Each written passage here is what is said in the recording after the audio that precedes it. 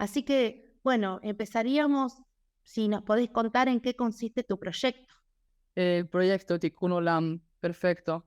Bueno, el proyecto se trata en profundizar en la Torá, ¿no? En aplicar una mirada más significativa, más profunda, nada en contra de lo técnico, nada en contra de la halajá, nada en contra del sentido literal de la Torá, simplemente hay almas que resuenan más, ¿no? Con lo profundo, con lo que en la Cábala se denomina lo que es el alma de la Torá, y yo me siento que es una de esas almas que resuenan mucho con el sentido, el propósito, el porqué del judaísmo y claramente el porqué, el para qué, todo eso se encuentra en la Kabbalah, después en el hasidismo también.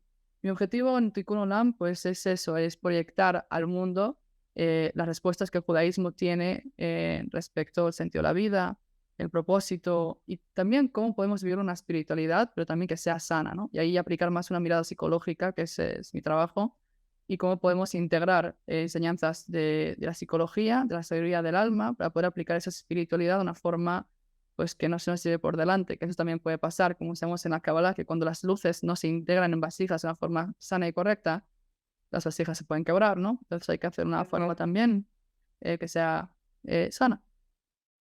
Exacto. Está. ¿Y cómo fue, te animaste y se generó tu proyecto de pasar de la enseñanza personal a tener tu propio canal de YouTube? ¿Cómo se fue generando eso? La enseñanza, ¿te refieres en la Midrashá? Claro, Ya. exacto. Cuando hiciste ese paso, porque ahora vos ya sos un personaje público y muy querido porque tenés una hermosa y muy grande aceptación y tus clases son muy profundas y veo que las respuestas, las preguntas y las respuestas de las personas son muy activas cuando das clase. Así que bueno, eso también te quería comentar. Es muy valioso el trabajo que haces. Gracias. Eh, pues mira, realmente es gracioso porque empezó antes de la Midrashá, siquiera, antes de que yo enseñara clases. De hecho, se puede decir que por cuanto que tengo este trabajo en redes y hay gente que le gusta, no todo el mundo, pero hay gente que sí le gusta, pues la directora del plan latinoamericano de la yeshiva, de la Midrashá, perdón, le gustó y me invitó porque vio el trabajo. Pero yo ya de antes ya estaba empezando. De hecho, yo ya empecé en la yeshiva cuando yo tenía 10 no, más, perdón, cuando tenía 20, bueno, no me acuerdo, 23 años. O sea, en mi último año de yeshiva, yo ya empecé a publicar cosas de la Parasha de la semana, así mensajes. Y ahí se puede decir que fue el proyecto de Tikkun Olam. Y luego ya casado, eso en Instagram, y luego ya casado, dije, ya quiero hacer algo con esto, necesito enseñar, necesito transmitir. Y ahí abrí el canal de Tikkun Olam. Y el momento, el por qué, la verdad también hablé mucho con el reino de Gachapán, me animó bastante, él ya estaba en ese momento, él iba por sus 10.000 suscriptores, ahora tiene 300.000 casi, y me animaba, me decía, me había visto mis Instagrams, había dicho, Isaac, tienes que hacer más, el mundo necesita, YouTube, no sé qué, métete, y dije, pues, ¿por qué no? Y realmente pues me di el permiso, ¿no? Que tanto se necesita en la vida, darte el permiso de hacer aquello con lo que resuenas. Y así empezó. Y fue. La Midrashá, ¿podrías explicar para nuestros seguidores qué es Por y tu supuesto. proyecto?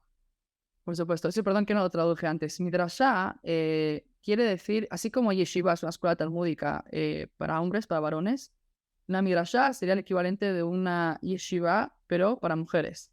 Porque en el judaísmo ortodoxo tenemos esa, ¿no? Esa diferencia a la hora de estudiar y de relacionarnos, que lo hacemos los niños con los niños, las niñas con las niñas, lo cual es un tema en sí. No es por discriminación, ni mucho menos, es un tema bueno, de recato. No es más ni menos, simplemente ellas prefieren, nosotros preferimos estudiar separados. ¿Cómo empezó? Entonces la pregunta, entonces la Midrashá es eso, es para mujeres. Sí.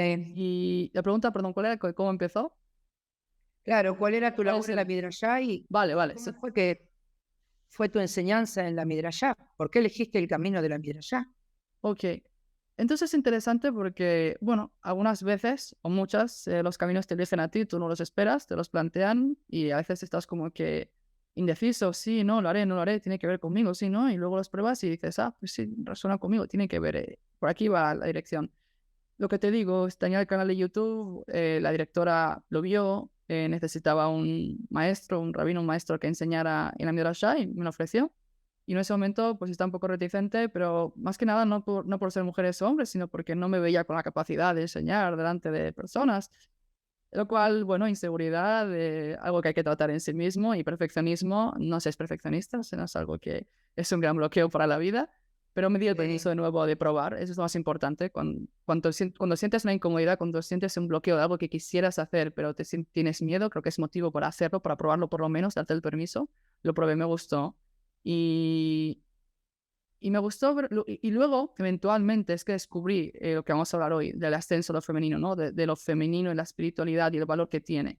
En un primer momento me gustó porque me gusta enseñar, pero luego había algo en el hecho de enseñar a mujeres que dije, aquí hay un valor todavía añadido y un valor más allá del estudio por el estudio. Qué bueno.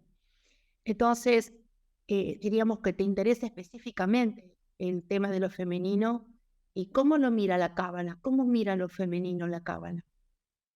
Ok, es una pregunta muy abierta, que les podemos tirar aquí horas, no tenemos, pero vamos a intentar responderla. Yo estoy enseñando la Midrashá, ¿sí? Aparte estoy trabajando, soy terapeuta. Pero entonces descubro un rabino muy interesante, se llama Rav Nir Menussi, que es alumno de otro rabino que yo ya conocía, que es Rav Ginsburg, Rav Yitzhak Ginsburg, que es uno de los grandes de la generación de la transmisión de la Torah del Hasidismo y de la Kabbalah en el mundo. Y este alumno de él se ha encargado de transmitir y de elaborar la Torah del rabino, de Rav Ginsburg, respecto a lo femenino. Y hay una teoría, una enseñanza de la Torah de la Kabbalah basada en los escritos del Arizal y basada en un texto del Talmud del Tratado de Julín, respecto a no únicamente lo femenino, sino el ascenso de lo femenino. Y cuando escuché la clase realmente me sentí, no sé, abrumado, pero en un sentido positivo, de decir, wow, este mensaje es revolucionario en un sentido, pero también es muy antiguo, porque las fuentes son antiguas. Y la idea de cómo ve a Kabbalah lo femenino, vamos a empezar diciendo de que no es algo estático, es algo dinámico, es algo que crece, es algo que se desarrolla, es algo, ¿no? Incluso en el propio cuerpo femenino cuando atraviesa el proceso del embarazo, es algo que se va gestando con el tiempo, que curiosamente sí acepta, y eso es algo también bello y es un reconocimiento de que lo femenino a lo largo de la historia sí ha estado, se puede decir, sometido o caído o en desigualdad, por lo menos en el principio de la historia, pero que va ascendiendo, ¿verdad? Porque vemos en nuestra época, en los últimos 100, 200, 300 años, ¿no? Mary Wollstonecraft sería la primera mujer feminista, si no me equivoco, no quiero cometer ningún tipo de fallo, pero en Inglaterra, con su obra Vindicación de los Derechos de la Mujer, ahí empieza el ascenso. Y entonces estamos en un proceso, entonces el proceso empieza con una caída o con un descenso, una desigualdad, pero se va equiparando, igualando lo masculino. Y, oh sorpresa, que el Arizal, en su obra Etz Chaim, que es la obra magna del sabio cabalista Rav Yitzhak Luria, él ahí explica de que los partzufim, bueno, sé que explicar qué son partzufim, pero vamos a dejarlo un arquetipo femenino, ciertamente está caído, pero con el proceso del tiempo se va igualando, va creciendo, y que eso es algo correcto, es algo querido, es algo anhelado, y que la meta es que lo femenino se iguale por completo a lo masculino y que ambos puedan usar una misma corona, o sea, que puedan recibir elevación espiritual, no que la mujer o que lo femenino lo reciban ante el hombre o lo masculino, sino que ambos lo reciban juntos de lo superior, y que uno no necesita al otro, o no lo necesite de forma codependiente, ¿verdad? Y entonces la frase más explosiva, más interesante es, y entonces los mundos llegarán a su tikkun. Cuando eso ocurra, el tikkun olam sucederá, la reparación del mundo sucederá. Ahora, punto importante que hay que enfatizar aquí. El Arizal, la Kabbalah, cuando habla de Sefirot, habla de Partzufim, no está hablando de hombres y de mujeres, pero sí está hablando de arquetipo masculino, arquetipo femenino. Y un poco ya respondiendo más concretamente a tu pregunta, la Kabbalah, cuando habla de lo femenino, no habla únicamente de mujeres, aunque sería un despropósito decir que no está hablando también de mujeres, ¿verdad? Entonces, habla de mujeres, pero también habla de la mujer en el hombre. Y habla de la mujer en la creación. Los sabios nos dicen que toda la creación es masculina y es femenina. Y también Dios mismo tiene un aspecto femenino, denominado Shekhinah. Shekhinah. Entonces, todo lo femenino, de nuevo, hago hincapié que no es únicamente las mujeres, pero también las mujeres. Y la parte femenina de los hombres, y la realidad en sí es femenina. Si el mundo, la humanidad, el pueblo de Israel es la mujer de Dios, ¿no? Es una mujer, es la esposa. Interesante que un pueblo se identifique como la esposa de, y toda la humanidad también está en esa relación con Dios. Eso todo es femenino. Entonces, todo lo femenino va ascendiendo, ¿sí? Y se va igualando a lo masculino. Pero a mí me gusta que el rabino Menussi y Rav Ginsburg hacen un hincapié especial en las mujeres. Porque no es exclusivamente las mujeres, pero también. Entonces, las mujeres también. Por ejemplo, ellos hacen mucho hincapié en el estudio. Por eso dije que yo veo un propósito en enseñar a las mujeres. Que el estudio de todas las mujeres que sea igual al de los hombres. O por lo menos que se les dé la oportunidad. O sea, nadie va a imponer a una mujer que tienes que estudiar igual que un hombre. Pero sí, no vamos a hacer como Yentl, ¿verdad? La película de Barbara Streisand, que se tiene que disfrazar de un hombre para llegar a la yeshiva y estudiar Talmud. Sí. Donde yo enseño en una midrashá que es para mujeres, que tiene varias mahlakot, ¿cómo se dice? Áreas. Tiene área latinoamericana y área israelí. El área latinoamericana está en proceso de ascender lo femenino, todavía no, ahí está en proceso, pero el área israelí... Dos personas, mujeres que queremos... Dos valientes acá, solas. Sí, que estamos acá queriendo estudiar en forma comprometida, y si dan clases se puede pertenecer al Midrashá en forma online. Acá estamos gustosas. Ok, perfecto. Mira, las clases que yo doy las doy luego en YouTube, son las mismas, pero sí. Y entonces, en el área israelí, lo que hacen es enseñan Talmud y estudian Talmud las mujeres al mismo nivel que los hombres. Y eso es algo importante, que no hay ninguna prohibición que una mujer estudie Talmud, que estudie Kabbalah, que estudie Hasidismo, y al revés. El Rebbe ya decía de Chabad que el hecho de que el pueblo de Israel ahora tenga de repente otro 50% de la población femenina que estudie Torah es algo positivo. Y no hay que enseñarles únicamente a las mujeres unas pequeñas alajot, leyes judías en respecto a la cocina o a cómo cocinar mejor o al kashrut. No, hay que enseñarles, si así lo desean, en los niveles más profundos de la Torah. Eso incluso dijo el Rebbe de Chabad. Pero en el mundo ortodoxo eso no está pasando. Entonces es una afirmación muy categórica. El mundo ortodoxo es un gran mundo, hay que diferenciar mundo ortodoxo, ultraortodoxo, jaredí, hasídico, litaí, sefaradí, dati leumí, rumeno ortodoxo. O sea, es un gran mundo, ¿verdad? A ver, entonces, se ve en las películas, que es el acceso que la gente tiene a través de la serie de la televisión, es muy rígido lo que se ve. Entonces, ¿Es así? Tampoco recomiendo aprender lo que es el mundo ortodoxo a partir de las series y películas, ni mucho menos las de Netflix. Yo he estado en el mundo ultra ortodoxo durante 8 años de mi vida. Me salí, porque sí te doy la razón, que hay cierta rigidez, pero no siempre es como la pintan. Y no representa el mundo ortodoxo el que yo estuve a todo el mundo ortodoxo. Entonces, respondiendo, sí, es cierto, hay mucho trabajo por hacer. Realmente hay cierta discriminación intelectual, si se quiere decir académica, en el estudio de la Torah respecto a las mujeres. Pero también hay avances. Hoy mi madre me pasó un artículo de Jerusalem Post, de aquí de Israel, de mujeres que ya se han formado como rabinas, mujeres ortodoxas. Sí. Porque mujeres rabinas que se van formando en el mundo reformista ya se van desde hace décadas, ¿verdad? No es algo, ninguna novedad. Sí. Lo que en el mundo ortodoxo, mujeres ortodoxas que se mantienen en su fe, en su cumplimiento rígido de Halajá, sí, no cumplen todo, y estudian al mismo nivel de los hombres y pasan los mismos exámenes que los hombres de la Rabanut. Eso ya está empezando a pasar.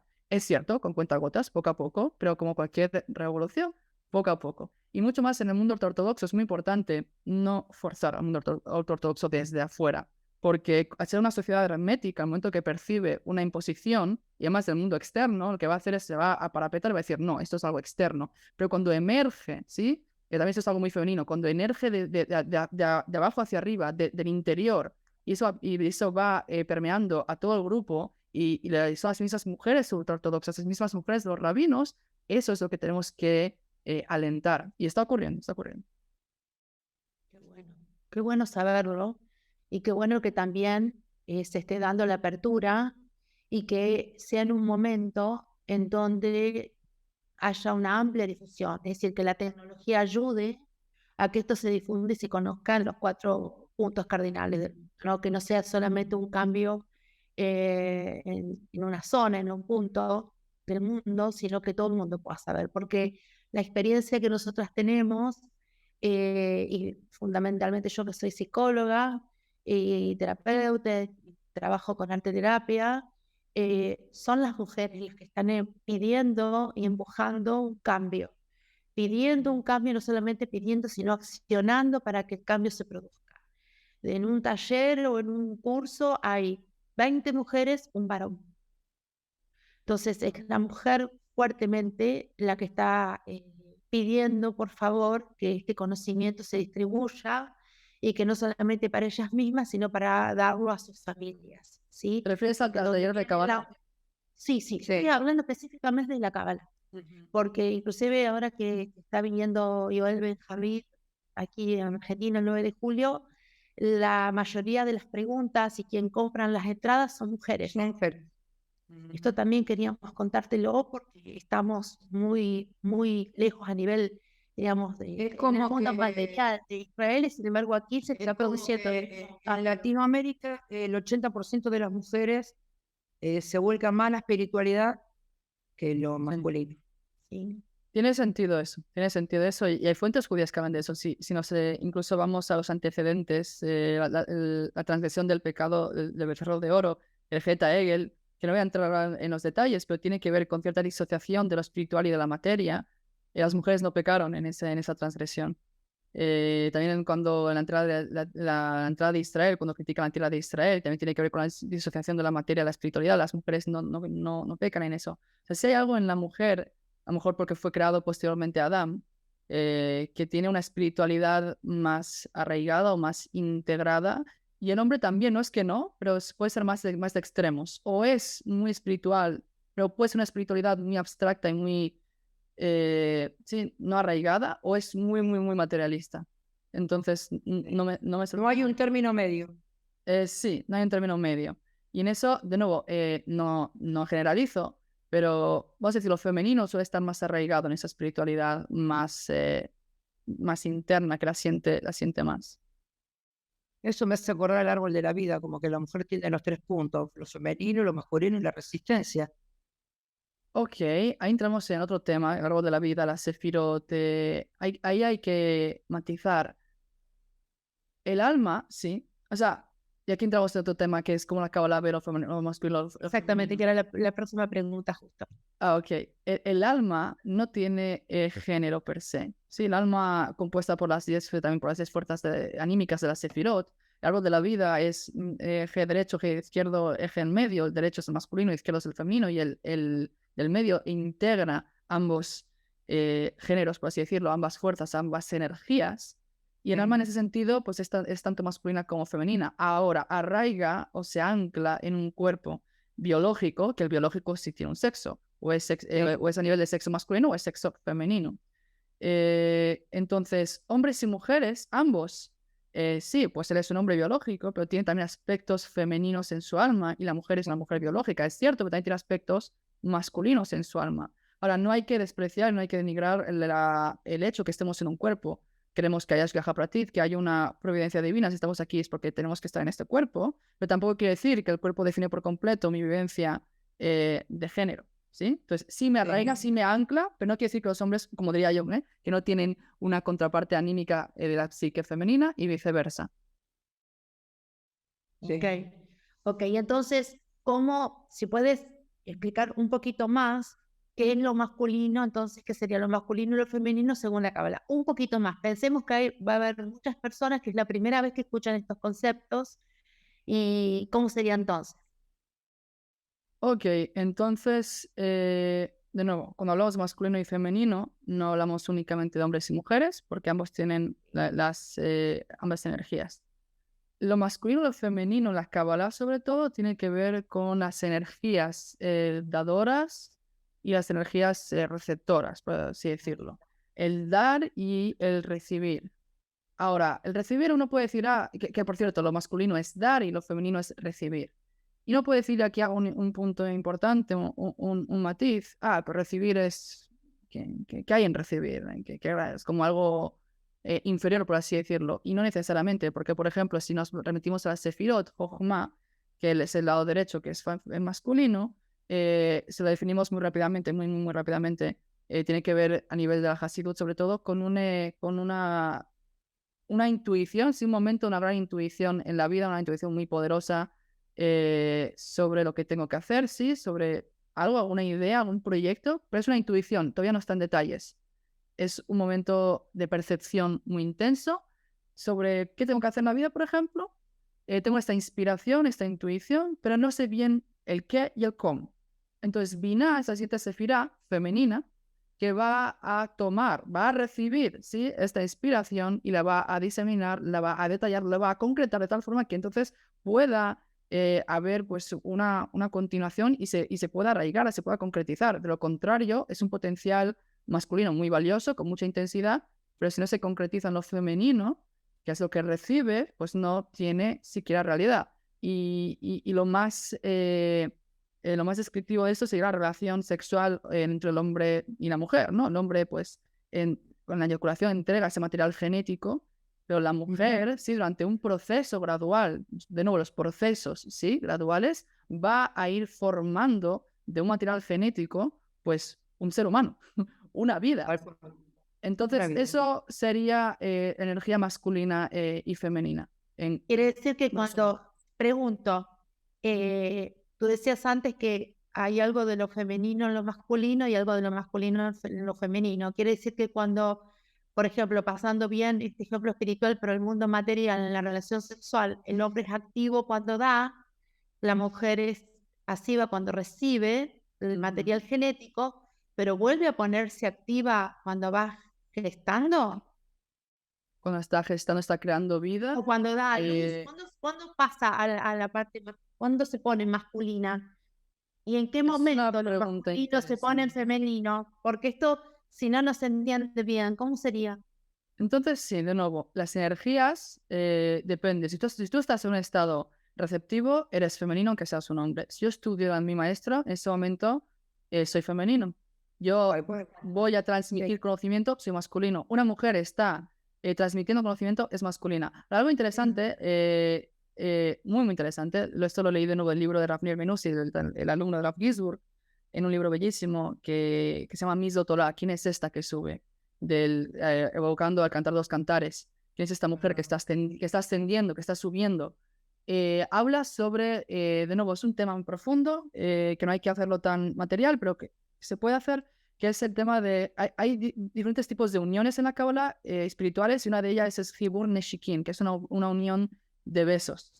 Y en el beso también tenemos la mujer puede ser más masculina y el hombre puede ser más femenino, depende de quién está tomando la iniciativa. Entonces, otro ejemplo depende de la calidad de mi acto, si es de entregar, masculino, aunque sea hombre, pero si estoy recibiendo, soy femenino y no tiene nada de malo. De hecho, al revés. No. El problema es que me enquiste en una de las dos energías y no pueda integrar la otra energía en mi vida. Porque la vida no es pues una cosa o la otra, es dinámica, integra ambas fuerzas, ¿no? Ya Jung lo decía, que para individualizarme, para ser el self, para ser yo mismo y máxima expresión, cada hombre tiene que integrar su parte femenina y cada mujer su parte masculina.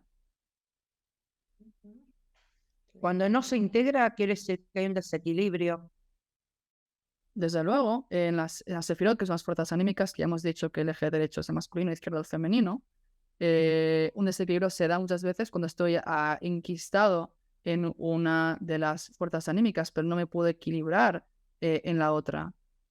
Por ejemplo, si estoy enquistado en Netzach, que es la fuerza en ese sentido masculina, que de nuevo las mujeres también lo pueden tener, que tiene que ver con la lucha, con la perseverancia, con la constancia, con la resiliencia, con el hacer, ¿sí? Emprender, ¿sí? Pero si yo me desequilibro en el Netzach, y no me reequilibro, no me compenso psíquicamente, anímicamente, espiritualmente en God, la capacidad de valorar lo que ya tengo, de saber cuándo parar, cuándo detenerme, cuándo pausar, cuándo descansar, o cuándo siquiera claudicar. Es importante también saber claudicar a veces y rendirse y decir, ¿sabes qué? Hasta aquí ha llegado. Si no sé hacer eso, me voy a desgastar anímicamente, me voy a drenar, voy a dañar mi relación con mi esposa, o si es mujer con su esposo, o con su pareja, quien sea, con sus amigos. Y ese es un desequilibrio, por ejemplo, masculino. También puede ser al revés. Sí. Y entonces, ¿cómo se relaciona esta función femenina con el nombre de Dios? Ahí pasó a otro tema, pero me Sí, parece sí, sí. interesante también. No, Ese es, creo que es un tema no dejar de vital. pasar por alto esta pregunta. Sí. Es un tema vital, vital, vital. Yo di, justo ahora di un seminario en la Midrashá este Shabbat. Estuve invitado con mi esposa, con mi hijo. Fuimos ahí a pasar el Shabbat con las chicas y hacer este Shabbatón intensivo de estudio. Y fue interesante porque yo les pregunté, ¿Dios tiene género? ¿Es hombre? ¿Es mujer? Y ellas me dijeron por un lado como, sí, no tiene sentido que Dios tenga género, pero por otro lado siempre nos referimos a él como hombre. ¿No? Avinu Malkenu, nuestro padre, nuestro rey, y decimos ata, tú, que en el verbo puede ser masculino o femenino, ata es la versión masculina. Y viene la Kabbalah y es algo bellísimo porque la Kabbalah tiene ese poder de pues, profundizar y de conectar cosas que antes estaban inconexas y disociadas. Dice, no, Dios es igual masculino que es igual femenino.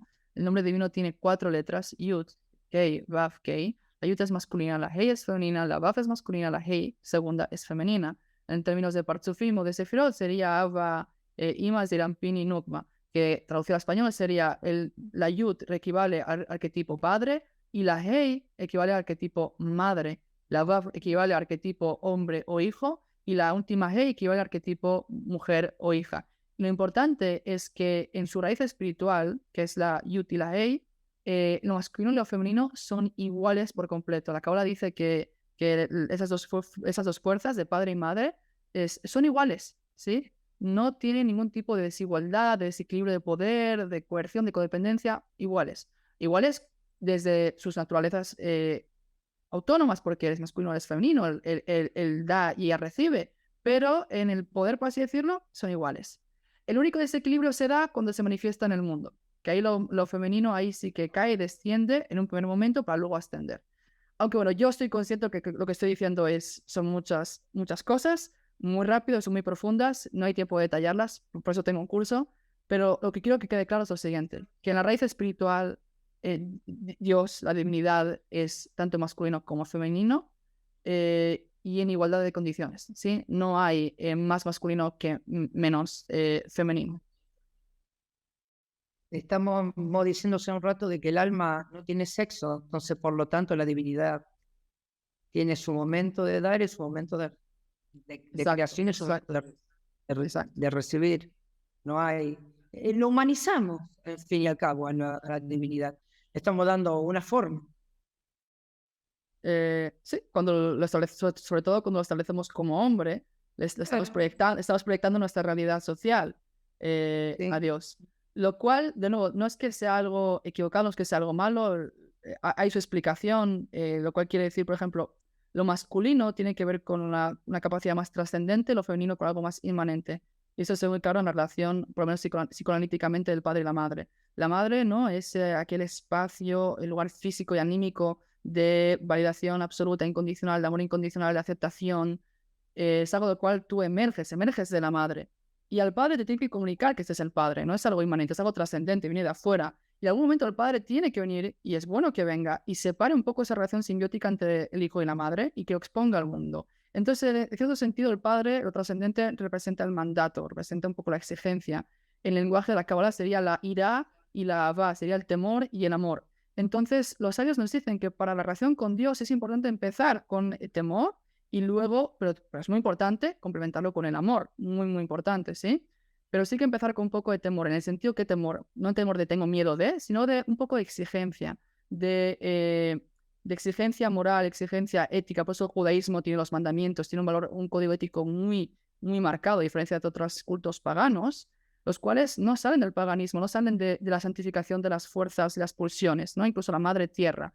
Entonces, empezamos con temor o con la exigencia trascendente para elevarnos a nivel de ética y moral, y después ya podemos ser aceptados incondicionalmente por la divinidad, por el aspecto madre de Dios. Pero eso, por ejemplo, ese sería el punto. En este mundo Dios es más padre, en el mundo venidero será más madre, por así decirlo. Sí, sí. No quiero dejar pasar por alto la palabra trascendencia e inmanencia, porque hay personas que pueden no manejar este término y si le puedes dar una vueltita más en relación a la cábala como tú lo has hecho hasta ahora.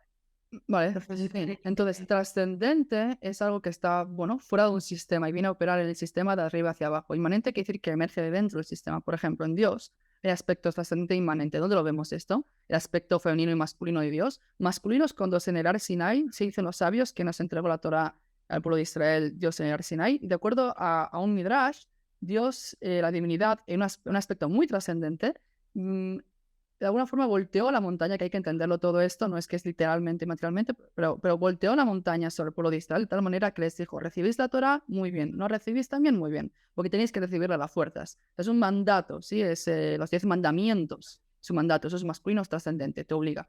Lo inmanente, eso sería el ejemplo de la festividad de Purim. La festividad de Purim no hay mandato divino, no hay milagros divinos, no hay revelación divina, porque incluso la revelación divina es muy coercitiva. Si Dios se me revela, ¿cómo no voy a hacer lo que Dios me está diciendo, no? Sino que la Shekhinah, y eso es eso que la Kabbalah dice, Dios está, pero está oculto. Y va de alguna forma avanzando el proceso, pero sin coercionar, sin obligar, de abajo hacia arriba, orgánicamente, femeninamente. Un poco como la pintura que tienes detrás tuyo, ¿no? De esa mujer que va emergiendo, que va floreciendo. Sí, Entonces, emergiendo hasta ir hacia afuera. es lo que estamos, exactamente eso, es el ascenso del femenino. Y Dios también tiene ese ascenso del femenino de la Shekhinah.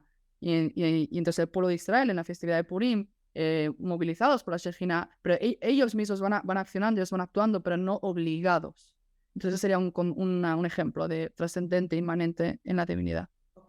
Okay. Gracias. Era necesario, me parece, preguntarte lo que lo expliques, porque son conceptos muy profundos que tienen que ver justamente con la acción de lo femenino y con la función de lo femenino y lo masculino. Puede pasar sin que la persona entienda este concepto tan profundo. Judith, ¿querés hacer una pregunta o hago yo? Yo me gustaría que nos des consejos como mujeres cabalistas. Sí. ¿Qué consejos? ¿Recuerdas? Consejos. Sugerencias, consejos, marcas en el camino de todo lo que estamos haciendo como mujeres, difundiendo la causa. Bueno, creo que ese es el punto. Si yo te diera un consejo como mujer cabalista, a diferencia de un hombre cabalista, creo que ya estaría cayendo en el problema que estoy diciendo, ¿no? De que, al fin y al cabo, la mujer tiene que tener un acceso igualitario al hombre en el estudio de la Torá. Entonces, no considero que tenga que hacer un consejo por ser mujer más que por ser hombre. Simplemente, sí te daría consejos de cábala si quieres, de cómo estudiar cábala. Okay. Desde mi propia perspectiva, de humilde perspectiva, que yo mismo no soy maestro de Kabbalah, no me defino ni siquiera como cabalista. Yo estudio Kabbalah con maestros, yo soy estudiante de Kabbalah, si se quiere decir. En ese sentido sí que es dar consejos, pero como mujer, pues igual que un hombre, no. Bien. ¿Y nos puedes hablar esto de función femenina en relación al árbol de la vida y la Sefirot? Ok, bueno, es un poco retomar lo que dijimos antes, pero el árbol de la vida tiene 3 ejes. Para los que puedan visualizar, los que estén familiarizados con las Sefirot, ¿sí? Por lo menos el diagrama más famoso de las Sefirot, que son, sí, 10 fuerzas anímicas, bueno, 11 si contamos a Ketilidad, son 3 ejes. Entonces el eje derecho, ¿sí? Lo que sería Jochma, Gesed, Netzach, es las fuerzas masculinas.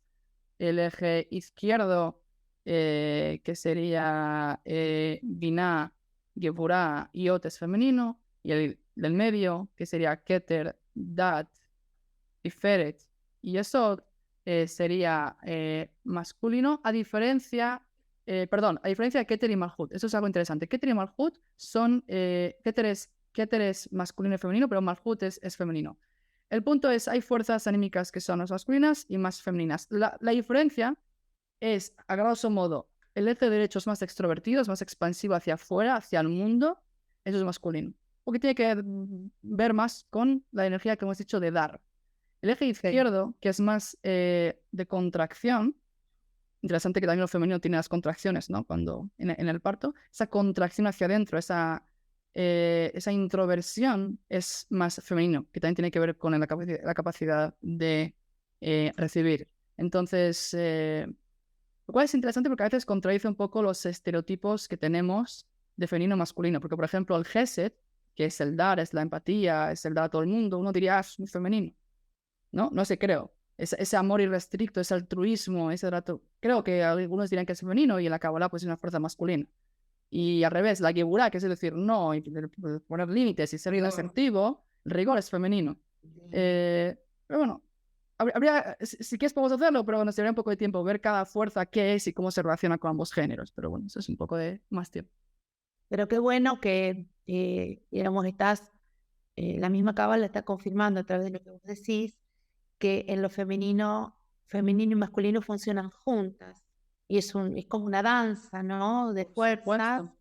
Que se expresa en cada cefira, ¿no? En cada punto del árbol. Y Si no se expresa, enferma. La persona enferma cuando no logra expresar esas fuerzas masculinas y femeninas alternativamente e integradamente. es decir, que habría que expresar todas las cefiras del propio árbol. Por Tienes supuesto. que tener equilibrio. Exactamente. Parte del trabajo que hago en terapia es de alguna forma identificar, ok, cuál es tu desequilibrio, dónde estás, qué sefira aquí no está funcionando, no está operando de una manera compensada. Y sí, o sea, lo veo muy claramente, no sé, desde madres que están constantemente, no logran operar una vida independientemente de sus hijos, autónomamente, Ajá. y están en un dar irrestricto hacia sus hijos y se están desviviendo, se están drenando por sus hijos y no saben imponer una quebura a los hijos.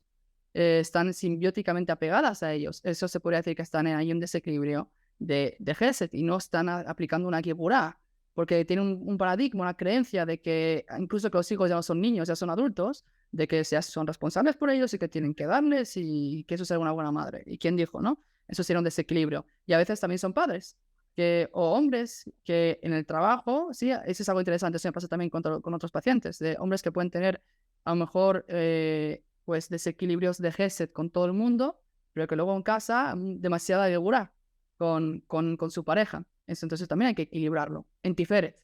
Que Tiferet es, vale, cuando tengo que dar, cuando tengo que poner límites. Hay muchos ejemplos. Pero...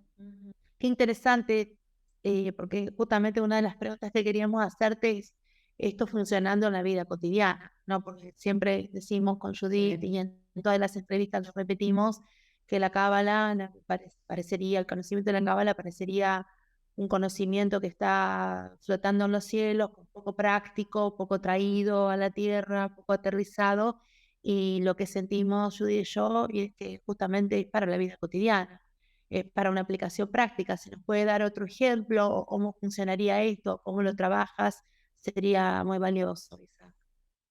Ok, entonces hay que hacer un matiz importante.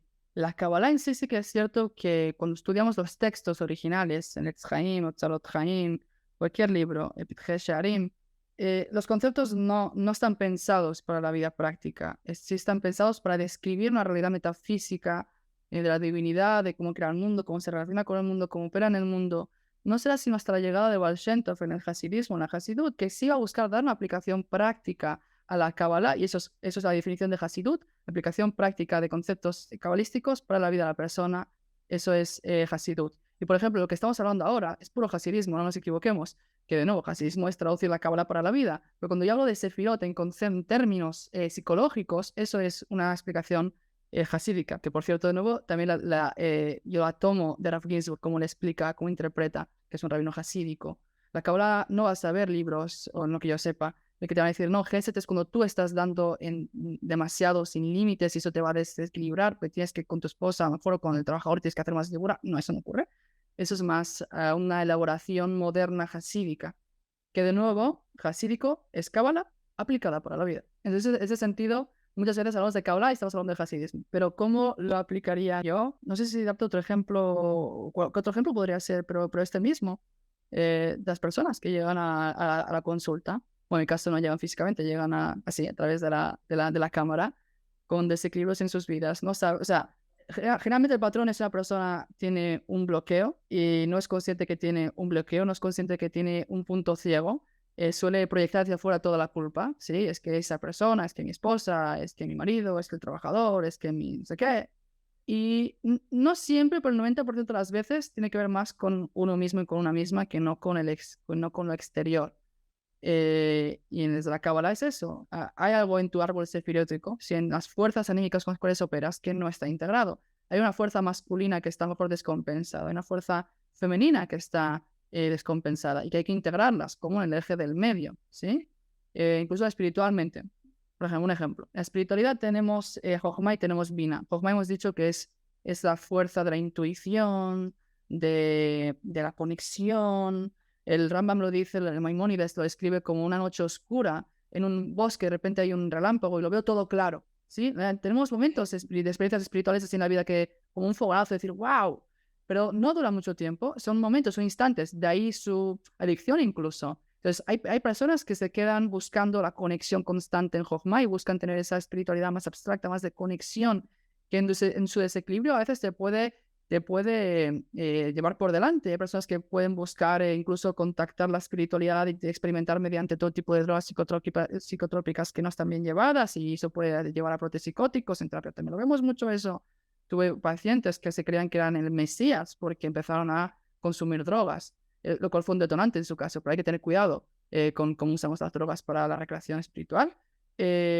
O simplemente personas que están tan buscando la conexión, ¿sí? Y los chakras y las sefirot, y eso es toda su vida, que se olvidan que hay un mundo, que hay que operar en el mundo, hay que pagar facturas, hay que pagar, no sé, sueldos, alquileres, internet, hay que saber cómo se hacen las cosas, hay que operar en el mundo, y para eso hay que equilibrar. Entonces eso sería un desequilibrio en Jochma, hay que reequilibrarse en Bina. Bina te va a decir muy bonita inspiración, muy bonito insight, pero ¿qué hacemos con esto? O sea, ¿cómo yo ahora lo intento bajar esto a la realidad, ¿no? Binah, que es la madre, va a querer dar a los hijos, que son las emociones y los actos, una pauta, una guía, una estrategia detallada pues, para que eso se pueda encarnar en la realidad y pueda operar en la realidad, no únicamente vivir de abstracciones y conexiones espirituales.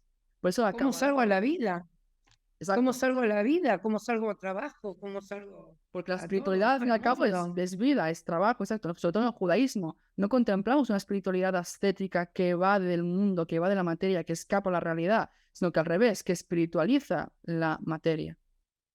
Tal cual. Exacto. Yo estaba pensando recién si atiendes adolescentes o niños y se puede acceder a la lectura del árbol con adolescentes y niños, o solamente esto es para mayores de 18 años o 21, cuando ya la persona, el individuo ya puede preguntarse ciertas cuestiones y poder elaborar determinadas ideas, conceptos. Entonces es una pregunta que me han hecho unas cuantas veces, sobre todo personas que quieren que trate a sus hijos. La respuesta es no. Yo, aparte de ser terapeuta espiritual y tener esta formación en coaching espiritual y mis conocimientos de Kabbalah, también soy psicólogo y tengo una formación más académica y me tomo muy en serio las formaciones, y he sabido que una persona no puede tratar. Para empezar, no trato casos muy graves, ¿sí? En tratos patológicos crónicos. En un principio lo hacía como acompañante terapéutico, no como terapeuta en sí, pero no me dedico a eso. Yo me dedico a personas, bueno, que tienen vacío existencial, que tienen un poco de ansiedad, que tienen un poco de depresión, que tienen problemas de pareja, eso bastante. Sí, no trato casos bipolares, depresiones crónicas, esquizofrenia. Ya patológicas, ya cosas Patológicas, exacto. Eso es psicología clínica. Y eso hace falta ya pues una formación, un máster. Y niños también hace falta una formación especializada para niños y para adolescentes, porque es otra, así que es otra la mente. Tal cual. Entonces, yo me Las tomo en serio vivencias eso. también, que tienen otras vivencias, no tienen las de ya un adulto. Entonces eso, no me he formado para tratar a niños, y y vería muy deshonesto tratar a esas personas. Entonces lo que hago, ahora mismo tengo una paciente incluso de 18 años, pero ese es 18 años. Como tú dijiste, cuando el ser ya está un poco más formado, aunque a los 18 años hoy en día todavía se está formando mucho, hasta los 20 y muchos, pero mayores de edad es el mínimo. Ok.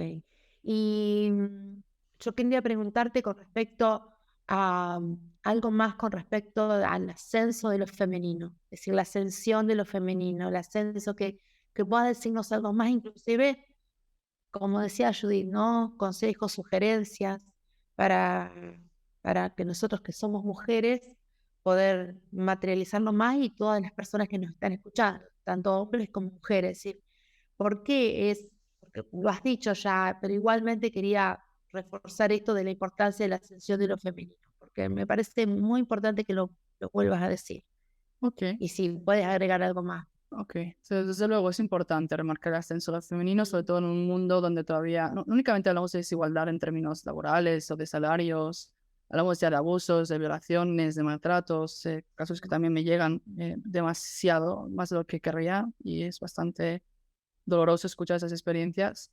Y entonces el ascenso de lo femenino consiste, y también de los hombres, de nuevo, el ascenso de lo femenino no únicamente son las mujeres que ascienden, este aspecto femenino del hombre que asciende dentro de él, que va a dar lugar a una visión del mundo no tan, no sé, violenta, no tan de imponer, sino entender que hay procesos orgánicos, que hay que contemplar la realidad, ¿no? Si antes hablamos de lo masculino como algo trascendente, arriba hacia abajo, lo masculino es muy, quiero imponer las cosas aquí y ahora, y eso se va a hacer aquí a mi voluntad.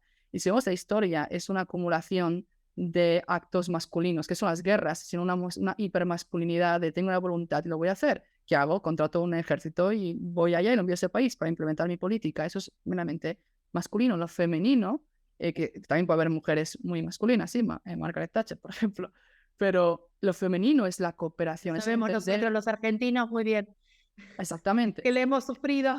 Pero al margen de eso, por ejemplo, Entonces, yo soy una mujer que soy gerente de una empresa y todos mis empleados son hombres. Y como líder me tengo que poner en un papel también masculino. Eso es un papel masculino. Entonces, en tu caso, tú eres la masculina y los que están a tu cargo son ellos los femeninos. Desde la Kabbalah. Y está bien, y hay que respetar esa jerarquía. Entonces, el que es femenino tiene que saber recibir de ti y tú tienes que saber cómo imponerles, y está bien, y no tiene nada de malo. Pero ahí no sería que no perder el equilibrio, dejar de ser femenina. No, pues no, siempre integrando. Exacto, exacto. El ascenso a lo femenino no quiere decir que las mujeres se igualan a los hombres y pierden su feminidad, sino que eso ya tiene que ver incluso con la primera Eva, la segunda Eva, la mujer de Lilith, sí, pero Ahora te vamos a preguntar sobre eso. No te vas a escapar. Sí, bueno, ok. Pero que lo femenino pueda integrar lo que se considera, sobre todo desde lo clásico, estereotípico judío ortodoxo, lo femenino, que es mujer, casada, hijos, educación, muy bien. Hay mujeres que obviamente que aman eso, pero que eso no sea a expensas de su realización personal, de su estudio, de enseñar, de ser maestras de Torah, y no una autora de, no, pues esta semana vamos a hablar de las midot, de cómo ser mejor persona, que es algo que veo mucho en las mujeres que enseñan Torah, pero que enseñan Torah que de alguna forma o no les permiten, no se permiten a ellas mismas profundizar, dar un estudio más analítico, más, porque una mujer puede ser ingeniera informática, pero no puede a nivel de la Torah dar una clase de Torah profunda, analítica, cabalística, con Gemara. Eso en mujeres, desgraciadamente, no lo veo tanto, y eso es algo que impulso mucho a mis alumnas, a que profundicen en la Torah, que no se queden en un estudio superficial, técnico, profundiza. Y eso, pero la mujer, el ascenso femenino, tal y como Rafi Ginsburg y Rafi no se lo enseñan, es que pueda continuar siendo, pues eso, tener un esposo, tener hijos, pero también luego salir y pues trabajar, dar clases, ser jueza. Ahora justo me hablaron cuando estuve en la Midrashá, me hablaron de una mujer hasídica, ultra ortodoxa, con sus 10 hijos, 8 hijos, casada, ¿sí? ¿Y qué es jueza? En Estados Unidos, ¿sí? ¿Problema? No, al revés. Eso es un ejemplo del ascenso a lo femenino, la integración de lo clásico femenino, que es lo clásico, pero que ahora viene a contener, eso sería la vasija, el cli, que ahora viene a contener las luces. La segunda Eva, por ejemplo, sería eso. La segunda Eva tiene que ver con lo femenino más terrenal, más eso. Lo terrenal me refiero a lo material, ¿no? Más a lo que sea el hogar, los niños, pues eso, estar casada, tener hijos, educar, nutrir, ¿no? Pero eso es un clic que luego tiene que integrar a la primera Eva. Que la primera Eva tiene que ver con la energía más espiritual, abstracta, liderazgo, asertivo, de realización personal. Entonces, uno va a integrar al otro y se van a unir. Y ese es el ideal del ascenso de lo femenino. Que en el mundo hoy en día, el hecho mismo que haya feminismo, esta idea cabalística lo que dice es, esta idea del feminismo, que muchas veces no tiene que ver nada con la ortodoxia ni con la Torá, pero es una clipá que está antecediendo al PRI. El PRI es el fruto, es la chispa. Sabemos que cuando hay clipot, cuando hay esos bloqueos, son bloqueos, pero que están ocultando algo, ¿sí? Algo que está a punto de emerger. Entonces sería eso. El feminismo hoy en día es una clipa que no es algo malo en sí, o sea, tiene aspectos que hay que en el judaísmo de la Torá, pues ni modo, no se puede consolidar, pero que ya indica una buena dirección, ya nos indica que estamos despertando la conciencia y que después va a dar paso a un feminismo de Kedusha, de santidad desde el punto de vista de la Torah. Ok, entonces quedaría preguntarte sobre cómo sería un hombre con su parte femenina en equilibrio, Wow, así podemos ok. hablar de los dos aspectos Parece muy y bien. que nos hables un poco de Lilith, La segunda pregunta. ¿no? Perdón. No, se puede pronunciar para estudiar. Para estudiar se estudiar. puede pronunciar un par de veces hasta que quede claro de qué estamos hablando. Primera mujer. Ok. Wow, es que eso exige de mí condensar mucho en muy poco tiempo. Vale. Para la próxima. Un hombre femenino. Te vamos a convocar de nuevo, Isaac, si tú quieres. Ok. Un hombre femenino es un hombre que sabe callar ante su esposa, que sabe recibir de su esposa o de una mujer cualquiera, su hermana, su madre, su jefa en el trabajo, que sabe recibir, que entiende que no por ser hombre tiene algún tipo de superioridad inherente y que todas las mujeres del mundo le deben pleitesía, ni mucho menos.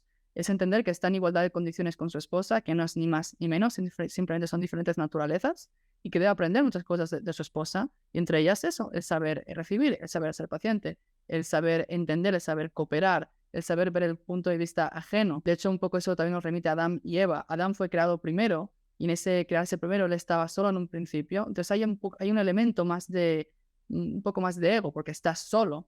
Eva, al crearse después, desde la perspectiva de Eva, el otro sujeto siempre estuvo, la mirada del otro siempre estuvo, ¿no? Lo femenino tiene también que ver con el otro punto de vista, considerarle el otro. Entonces, un hombre femenino sería eso, que sabe captar los otros puntos de vista, que es paciente, que sabe recibir, sobre todo las mujeres, sobre todo su esposa, y Expresar afecto intenta sería, ¿no? imponer, expresar afecto también, desde luego, permitirse el sentir, no pensar que tiene que ser todo algo analítico, frío y... Por ejemplo, en el estudio de Torah, un hombre femenino es un hombre que estudia Hasidut, que estudia Hasidismo, que estudia Kabbalah, porque la Gemara se considera el aspecto más masculino, pero el aspecto místico se considera femenino. Por lo que comentabais antes, que la mayoría de mujeres son las que estudian y las que acuden a los cursos de Kabbalah, hombres femeninos serían hombres que se dedican mucho a lo místico. Ok. Bueno, yo no tengo más preguntas. El tema de la primera Eva y la segunda Eva quedará para la próxima. Pero lo ha hablado antes de la primera y segunda Eva. No, pero para explayarnos un poco. Para vaya. Para explayarnos más. Bueno, pues podemos explayarnos mucho. Bueno, para la próxima invitación, preparas ese tema, Isaac, y lo hablamos, porque también hay muchas dudas, muchas confusiones, y porque generalmente se habla más de la segunda y no de la primera, y entonces cuál es ahí la diferencia, cuál es su función. Pero bueno, lo dejamos ahí para... Solo voy a hacer una promoción, un spoiler pequeñito. La primera Eva, que en su versión de Clipá, de bloqueo espiritual, se denomina Lilith, en su versión de primera Eva no tiene ningún problema, al revés, es algo que tiene que encarnar en el mundo, es una energía espiritual femenina muy poderosa, que por cuanto que no tiene cómo encarnar, es que por eso se transforma en algo demoníaco.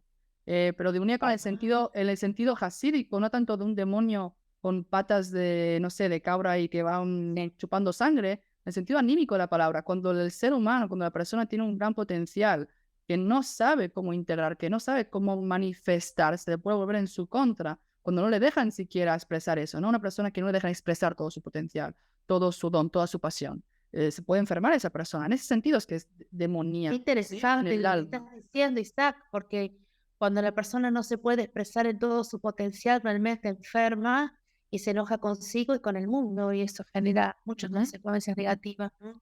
Exacto. Qué concepto tan profundo y a la vez tan simple y que has expresado y tan cotidiano, porque vemos permanentemente personas, y nosotras, yo puedo hablar de mí también, que muchas veces no siento que puedo poner en el mundo todo lo que tengo ganas, y eso a veces bloquea, y está bueno lo que estás diciendo. Realmente me parece que has dado una respuesta muy profunda que estoy segura que le va a ser muy, muy útil a muchas de las personas que van a escuchar esta entrevista y que están escuchando esta entrevista en estos momentos. Sí, estoy segura que sí, ¿sí?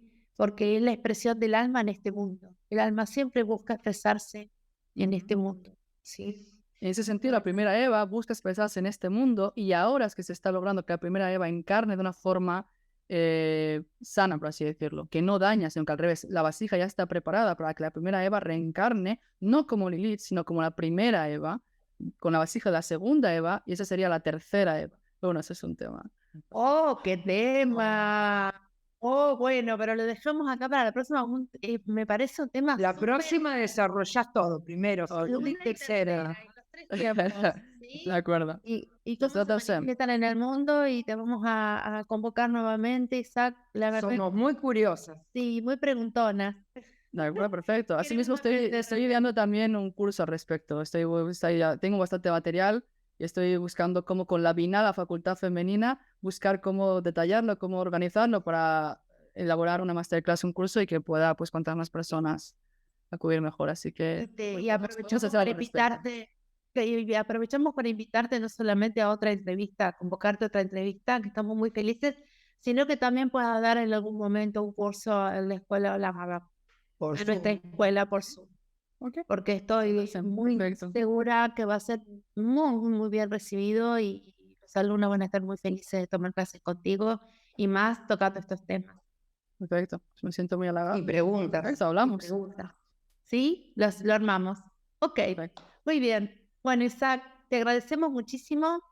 Muchas bendiciones para ti, tu esposa, tu familia, tu madre, a la que adoro. Y le mando muchísimos cariños desde aquí, que estoy segura que va a escuchar esta entrevista. Y te agradecemos por tu tiempo. Gracias. Gracias a vosotros. Gracias por invitarme. Shalom, shalom. Shalom. Like a bird on a tree, I'm just sitting here. I got time, it's clear to see.